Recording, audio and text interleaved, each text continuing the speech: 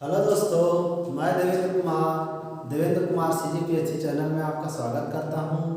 हम Chhattisgarh public service commission की तैयारी करने के लिए वीडियो प्रोवाइड करा रहे हैं, जिसमें पहुंचे हैं आप लोग आपका स्वतंत्रता आंदोलन में, है ना। हम लोगों ने आपका छत्तीसगढ़ के बहुत सारे टॉपिक्स पे अध्ययन कर लिया है और हमारा एग्ज़ाम बहुत नज़दीक आ रहा है। 14 फरवरी को एग्ज़ाम है और हमारा आज का जो सेशन है ना, इसमें हम लोग आपका देखेंगे कि स्वतंत्रता आंदोलन में छत्तीसगढ़ के व्यक्तियों की प्रमुख क्या क्या भूमिका रही है और जितने भी देखने वाले हमारे आपका दर्शक हैं उन सबको नव वर्ष की हार्दिक शुभकामनाएं।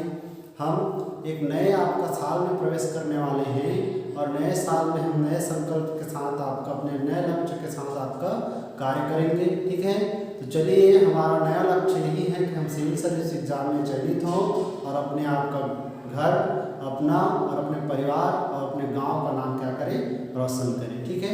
चलिए, अब हम हमारे आपका टॉपिक में पहुंचते हैं। आपका भारतीय स्वतंत्रता आंदोलन में छत्तीसगढ़ की भूमिका।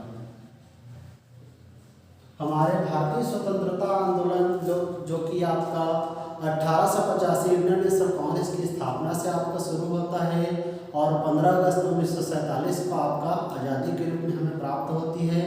उसी के बीच में बहुत सारे हमारी घटनाएं हुई हैं, जिसमें छत्तीसगढ़ भी डायरेक्ट आपका क्या रहा है, संलग्न रहा है, जिस पर हम एक एक करके चर्चा करेंगे। लेकिन उसको चर्चा से पहले हमें पार्टी को आपका पढ़ेंगे, जिस पार्टी का नाम है आपका भारतीय राष्ट्रीय कांग्रेस, क्योंकि भारतीय राष्ट्रीय कांग्रेस ने ही आपका पूर्ण रूप से आपको उनके सदस्यों ने आपका हमारे देश को आज़ाद कराने में क्या किया है, कार्य किया है, योगदान किया है। तो चलिए देखते हैं। भारतीय राष्ट्रीय कांग्रेस। भारतीय राष्ट्रीय कांग्रेस को हम INC शब्द से भी जानते हैं, इंडियन नेशनल कांग्रेस आपका नाम से। और भारतीय राष्ट्रीय कांग्रेस की आपका स्थापना हुई थी कब भाई? 28 दिसंबर 1885। कब हुई थी? 28 दिसंबर 1885 की स्थापना हुई थी किसकी? भारतीय राष्ट्रीय कांग्रेस की।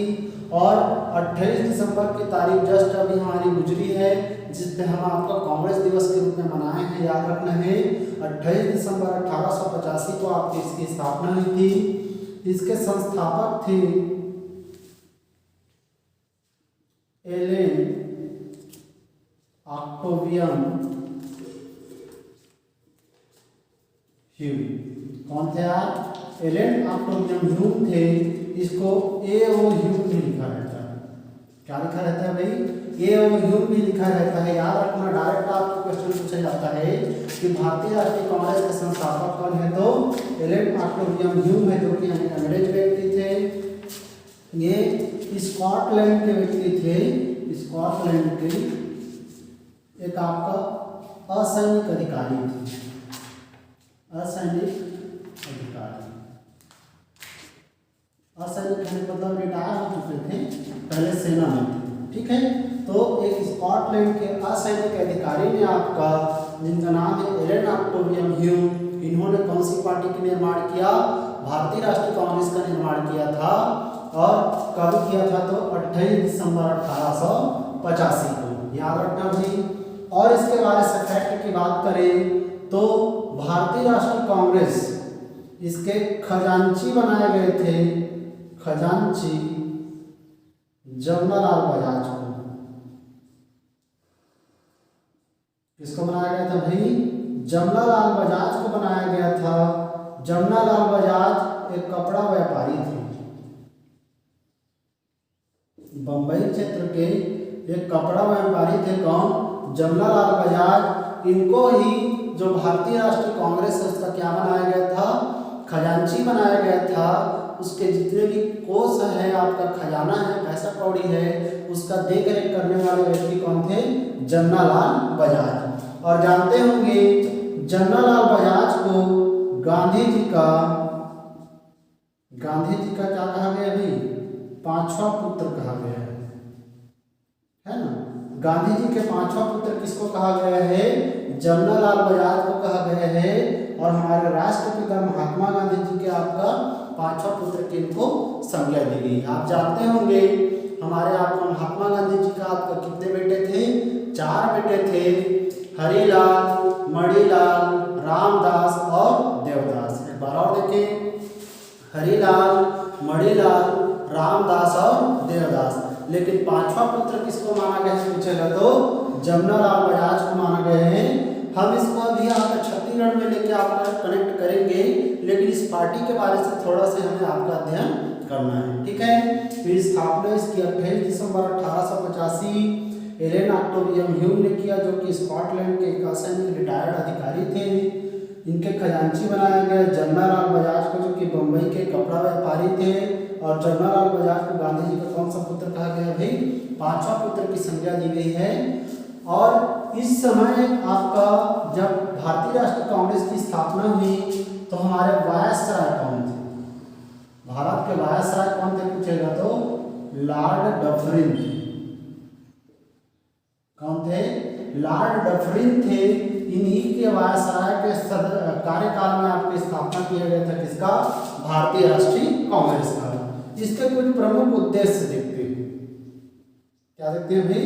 उद्देश्य देखिए, पहला, भारतीय राष्ट्रीय कांग्रेस का आपका प्रमुख उद्देश्यों में पहला उद्देश्य कह सकते हैं, हाँ, इसका आपका पहला उद्देश्य था भारतीय राष्ट्रीय कांग्रेस का कि भारत की जितनी भी जनता है ना, उन सब जनताओं के मन में किस तरह की विचारधारा चल रही है, अंग्रेजों के कौन से कानून उनको गलत लग रहे हैं और कौन से कानून उनको सही लग रहा है, इन सब बातों को जानने के लिए आपका एक पार्टी गठित की गई, जिस पार्टी का क्या नाम है? भारतीय राष्ट्रीय कांग्रेस।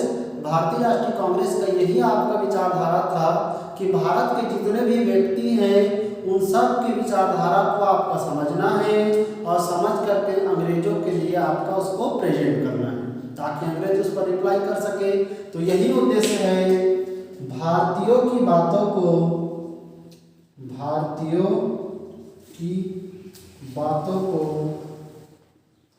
अंग्रेजों के समक्ष रखने के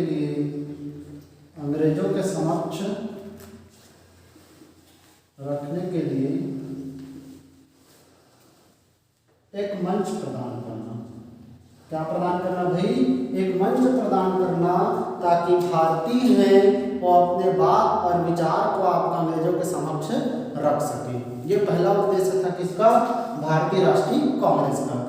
इस पार्टी का निर्माण करने का ही प्रमुख उद्देश्य था कि जो हम लोग एक क्रांति लड़े थे 1857 की क्रांति, उस क्रांति में हम लोग अचानक से क्रांति में कूद पड़े थे और अंग्रेज और हमारे भारतीय जनता के बीच में कोई भी कन्वर्सेशन नहीं हो पाया था। तो ऐसी परिस्थिति अगर आगे भविष्य में ना हो, इसी कारण एक पार्टी गठित की गई, ताकि भारतीय लोग बताएं कि अपने उनके विचार में क्या चल रहा है, ताकि हम अंग्रेज लोग उनके विचार को आपका सही तरह से उसका संचालन कर सके और नियम में कुछ गलत कानून है तो उसका परिवर्तन कर सके। तो पहला उद्देश्य याद रखना है, भारतीयों की बातों को अंग्रेजों के समक्ष रखने के लिए क्या प्रदान करना है? एक मंच प्रदान करना। यह पहला उद्देश्य था किसका? भारतीय राष्ट्रीय कांग्रेस का। इसका दूसरा उद्देश्य था, क्या उद्देश्य था भाई दूसरा? तो दूसरा उद्देश्य की बात करें तो समस्त भारतीयों को स्वतंत्रता आंदोलन के लिए प्रेरित करना।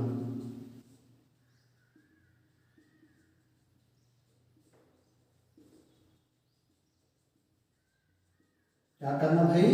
स्वतंत्रता आंदोलन के लिए प्रेरित करना, क्योंकि 1857 की क्रांति का हार का प्रमुख कारण माना गया कि जो हमारे प्रमुख आपका व्यक्ति थे, जो राजनेता थे उस समय के, जो हमारे स्वतंत्रता सेनानी थे, उन्होंने अपने अपने क्षेत्र को आपका स्वतंत्रता दिलाने के लिए आपका कार्य किया पूरे भारत को स्वतंत्रता दिलाना किसी का उद्देश्य नहीं था। और यही आपका एक सशक्त शक्ति के रूप में नहीं होने के कारण हम लोग 1857 की क्रांति को हार जाते हैं।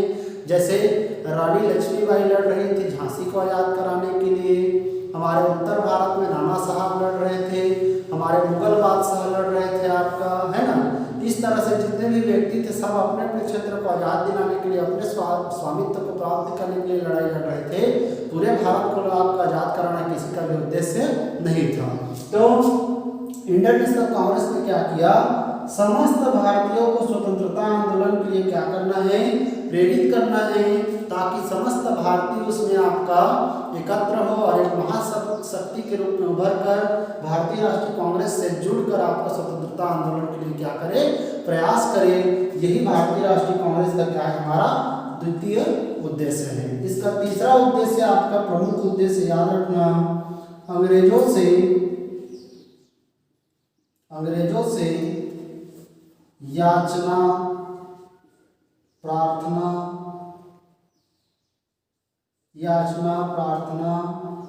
है ना, अनुनय विनय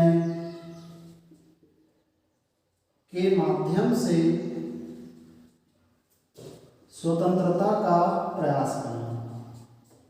स्वतंत्रता का क्या करना भाई, प्रयास करना। ये तीसरा इनका उद्देश्य था कि किसी भी तरह से हम लोग याचना प्रार्थना अनुनय विनय आदि के माध्यम से स्वतंत्रता के लिए हम अंग्रेजों से आपका रिक्वेस्ट करते भाई हमें स्वतंत्रता दीजिए, ऐसे कर कर। ऐसा आपका तीसरा उद्देश्य था किसका, भारतीय राष्ट्रीय कांग्रेस का। तो याद रखना है हमारे इंडियन नेशनल कांग्रेस का कहीं भी उद्देश्य आपका हिंसा के माध्यम से लड़ाई को जीतना है, हमारे देश को आज़ाद कराना है, ऐसा उद्देश्य नहीं था, बल्कि अनुनय विनय याचना प्रार्थना आदि के माध्यम से आपका भारत को क्या कराना है, आज़ाद कराना है, वैचारिक संघर्ष करना है। ऐसा उद्देश्य लेकर आपका स्थापना किया गया किसका, भारतीय राष्ट्रीय कांग्रेस का। याद रखना भाई, ठीक है। तो ये तीन उद्देश्य कौन कौन, भारतीयों के बातों को अंग्रेजों के समक्ष रखने के लिए एक मंच प्रदान करना, समस्त भारतीयों को स्वतंत्रता आंदोलन के लिए प्रेरित करना और अंग्रेजों से याचना प्रार्थना अनुनय विनय के माध्यम से आपका स्वतंत्रता का प्रयास करना। इन्हीं उद्देश्यों के साथ निर्माण किया था कौन सी पार्टी, भारतीय राष्ट्रीय कांग्रेस। और यही पार्टी आपका भारत में आपका स्वतंत्रता आंदोलन के लिए आपका कार्य किया और कार्य करने के फलस्वरूप में अंततः आपको 15 अगस्त को क्या मिलेगी, आज़ादी मिलेगी। और उसमें सबसे बड़ा योगदान किसका रहेगा, भारतीय राष्ट्रीय कांग्रेस का रहेगा। ठीक है, चलिए इसको देख लीजिए, फिर हम छत्तीसगढ़ में इसका इम्प्लीमेंट देखते हैं कि क्या इसका इफेक्ट रहा।